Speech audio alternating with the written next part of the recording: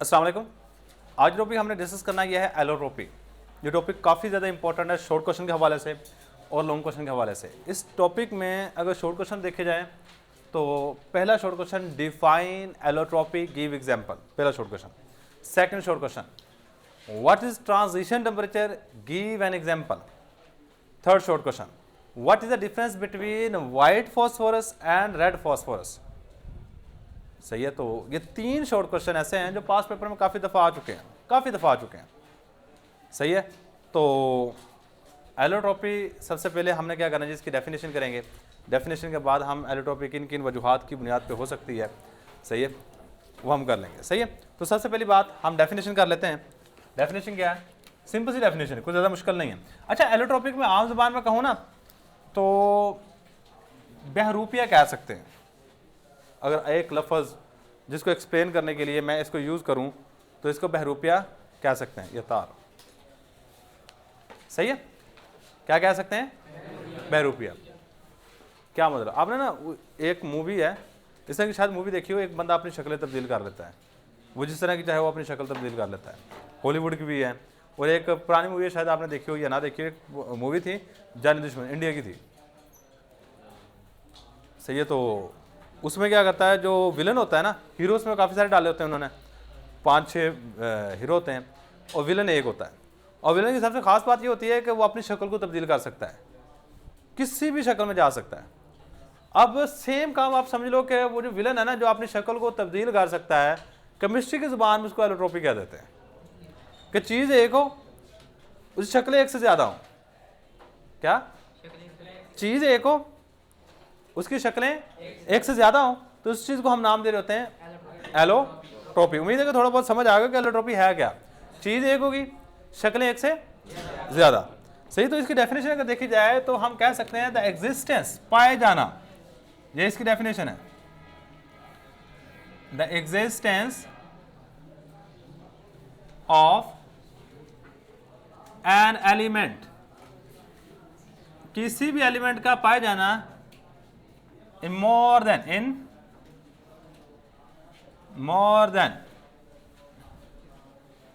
one form, एक से ज्यादा शक्लों में। फॉर्म का मतलब होगा शक्ल, याद रखिए यहां जो फॉर्म वर्ड यूज किया गया है इसका मतलब है शक्ल।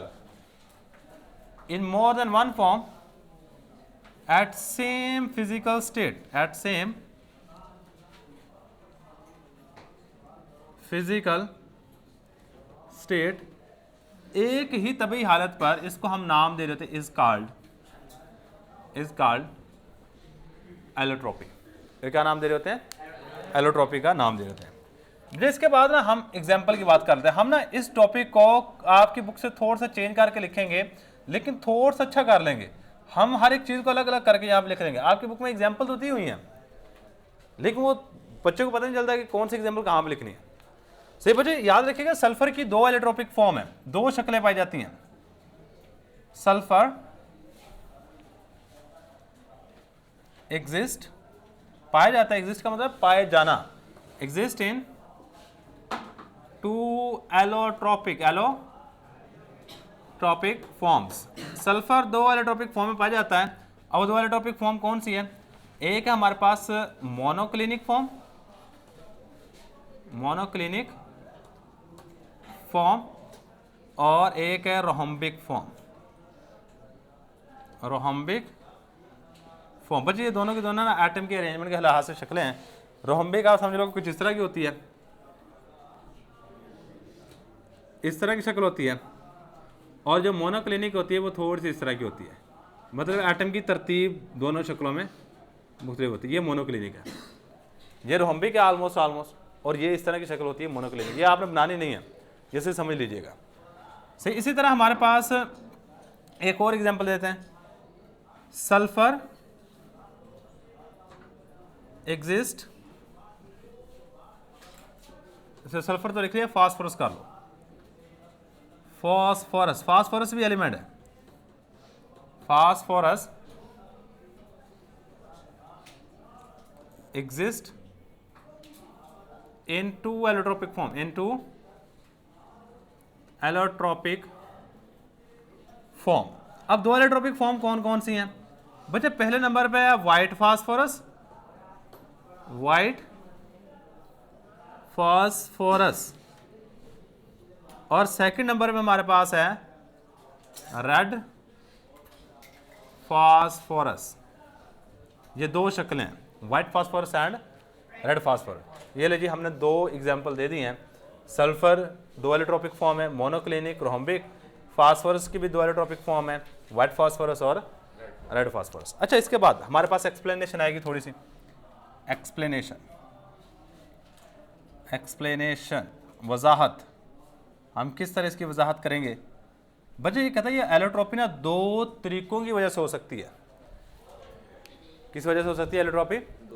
दो तरीकों की वजह से, या दो वजूहात की बुनियाद पे एलोट्रोपी का फिनोमिना शो हो सकता है। अब वो दो रीज़न कौन कौन सी हैं? The phenomena of allotropy,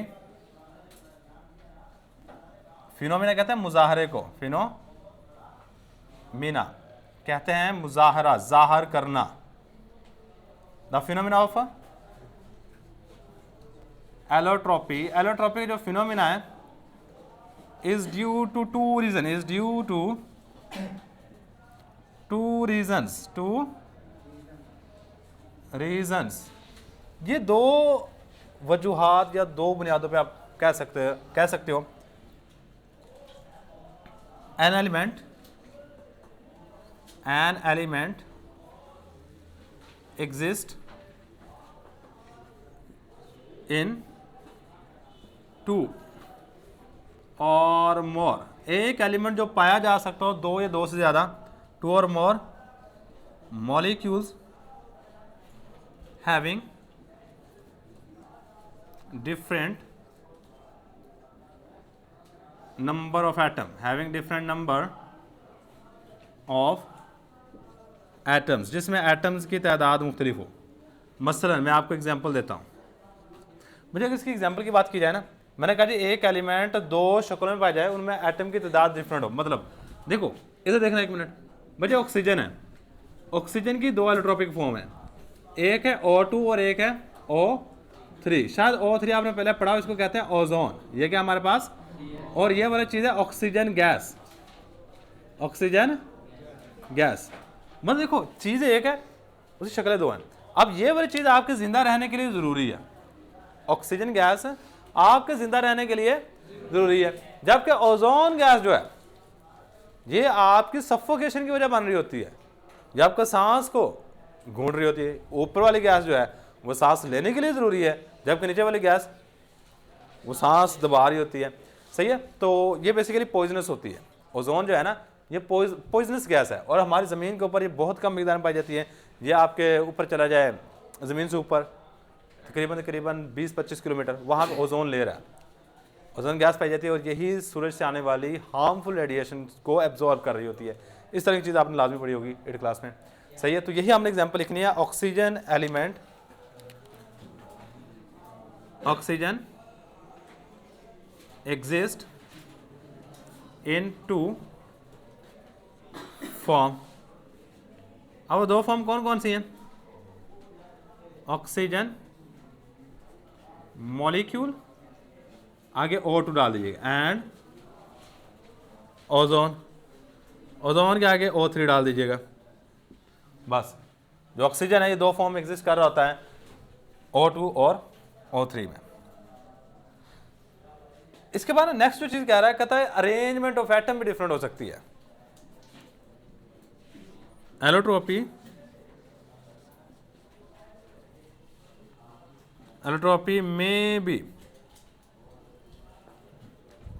may be due to different arrangement of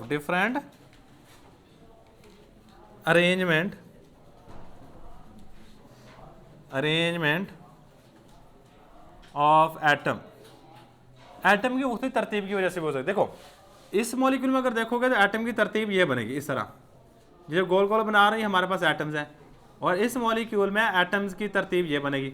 अब देखो इस मॉलिक्यूल में एटम की तरतीब ये वाली है, इस मॉलिक्यूल में एटम की तरतीब ये वाली है। कहते हैं एटम की तरतीब मुख्तलिफ होने की वजह से भी एलोट्रोपी बन सकती है। चीज़ एक है लेकिन उसकी तरतीबें दो तरह की होंगी। सही है, तो यही बात है कि allotropy may be due to different arrangement of atoms. Example मैं दे देता हूं इसकी, sulphur exist in rhombic and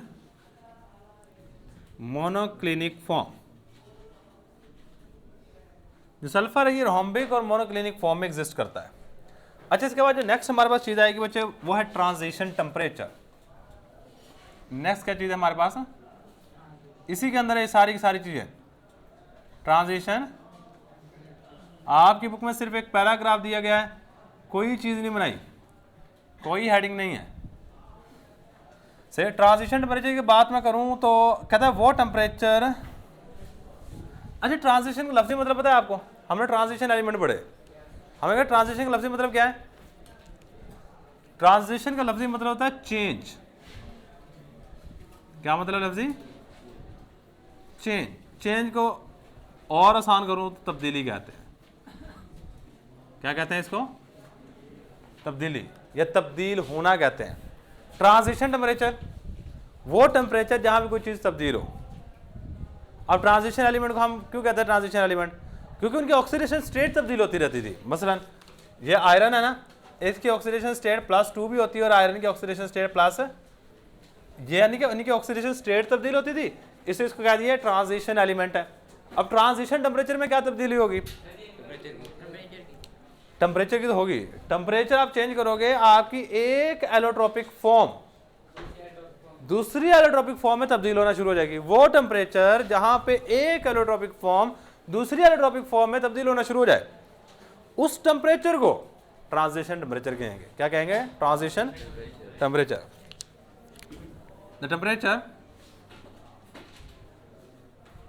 the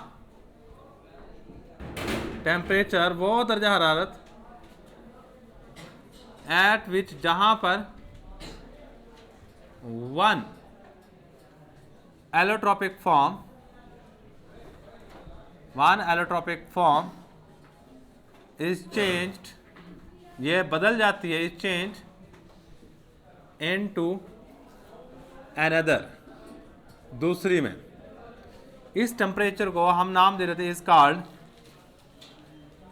called transition temperature. क्या नाम देंगे इसको, ट्रांजिशन टेम्परेचर का नाम देंगे। बच्चे ट्रांजिशन टेम्परेचर की एग्जांपल की बात की जाए ना तो काफ़ी सारी एग्जांपल यहाँ पे दी गई हैं। भाई सबसे पहले हम सल्फर की बात करेंगे। सल्फर का जो ट्रांजिशन टेम्परेचर है, देखो सल्फर का फार्मूला था S8 और इस साइड में मैं लिखूंगा S8। बच्चे ये वाला सल्फर मैं नीचे लिखूंगा मोनोक्लिनिक, सॉरी रोहम्बिक। यहाँ पे क्या लिखूंगा, रोहम्बिक। यहां पे लिखूंगा मोनोक्लिनिक, CLINIC, क्लिनिक। और यहां पे टेम्परेचर इसका होगा 96 डिग्री सेंटीग्रेड। मतलब 96 डिग्री सेंटीग्रेड से कम टेम्परेचर होगा तो रोहम्बिक फॉर्म एग्जिस्ट करेगा, अगर 96 से ज्यादा टेम्परेचर होगा तो मोनोक्लिनिक फॉर्म में एग्जिस्ट करेगा। 96 डिग्री सेंटीग्रेड वो टेम्परेचर है जहां पे एक शक्ल से दूसरी शक्ल में तब्दील हो रहा है एलिमेंट। क्या हो रहा है जी, एक एलिमेंट एक शक्ल से दूसरी शक्ल में तब्दील हो रहा है, उस टेम्परेचर को हम ट्रांजिशन टेम्परेचर कहते हैं। क्या कहते हैं, ट्रांजिशन टेम्परेचर। चलो जी, यहां पे हम ये लिख सकते हैं the transition temperature of sulphur is, the transition temperature of sulphur is 96 degree centigrade. Sulphur का ट्रांजिशन टेम्परेचर 96 डिग्री सेंटीग्रेड है। इसी तरह एक और आ जाओ, जो फास्फोरस है ना P4, ये भी दो स्टेट में एग्जिस्ट करता है। एक होता है व्हाइट फास्फोरस, यहां पर लिखूंगा ये है व्हाइट, और ये है हमारे पास रेड, और इसका ट्रांजिशन टेम्परेचर 250 डिग्री सेंटीग्रेड है। कितना है, सही है। अगर आप 250 डिग्री सेंटीग्रेड से ज्यादा टेम्परेचर लेके जाओगे तो ये एग्जिस्ट करेगा रेड फॉर्म में। और इससे कम वाइट फॉर्म में एग्जिस्ट करेगा। सही। So transition temperature of phosphorus is 250 degree centigrade. Transition temperature of transition temperature of phosphorus is 250 degree centigrade. 250 degree centigrade phosphorus का ट्रांजिशन टेम्परेचर है। क्लियर है? अच्छा, इसके बाद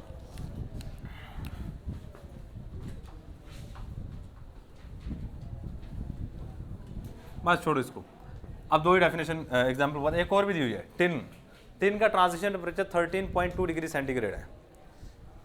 तो ये जो SN इसका सैंपल है टिन, इसका ट्रांजिशन टेम्परेचर 13.2 डिग्री सेंटीग्रेड है। सही है भाई, ये बात याद रख लीजिएगा। अब इसके बाद ना नेक्स्ट हमारे पास आ जाएगा, ये देखो फास्फोरस दो तरह का है, रेड फास्फोरस और वाइट फास्फोरस। नेक्स्ट क्वेश्चन ये था, what is the difference between. बच्चे अगर लॉन्ग क्वेश्चन आता है तो आपने शॉर्ट नहीं लिखना बीच में, ये लिखोगे, सारा लिख दोगे बाकी सारी चीज़ें। What is the difference between white phosphorus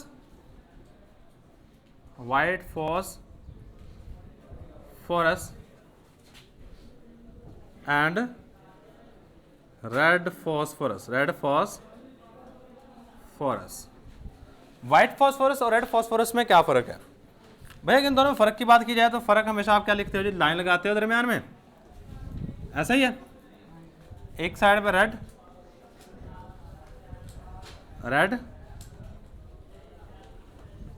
phosphorus आएगा और एक साइड पे आएगा white phosphorus. Red phosphorus and white phosphorus. अच्छा, अगर रेड फास्फोरस की बात की जाए तो इसका कलर क्या होगा, खुद सोचो। Its colour is red, its colour is white. Its colour is red और its colour is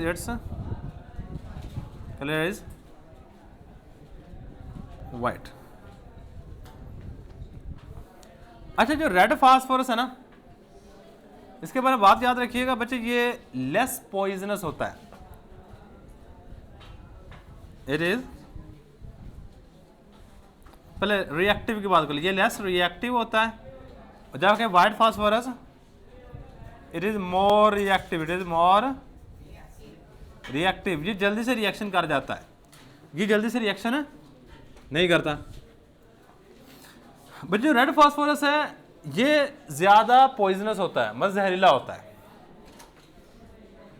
it is more poisonous. और ये क्या है हमारे पास, इट इज लेस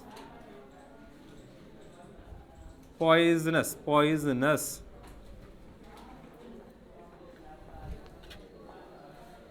बच्चे ये वाला जो फास्फोरस है ना, रेड फास्फोरस, ये टेट्रा एटॉमिक मॉलिक्यूल में एग्जिस्ट करता है।